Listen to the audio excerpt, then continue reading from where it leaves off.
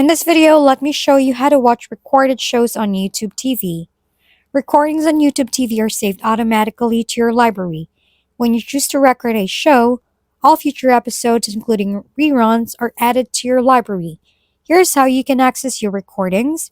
First, open the YouTube TV app on your device, or visit the YouTube TV website and log into your account. Once you're in, tap or click the Library tab at the bottom of the top of the screen. This is where all your recorded shows, movies, and sports events are stored. You'll find your content organized into sections like Most Watched, Scheduled, and New in your library, making it easy to find what you're looking for. Scroll through and select a show, episode, or event you want to watch. Once you've made your selection, just hit the play button and enjoy. That's all you need to do to access your YouTube TV recordings anytime, anywhere. Don't forget to leave a thumbs up, subscribe, and hit the bell button to stay updated on our latest uploads.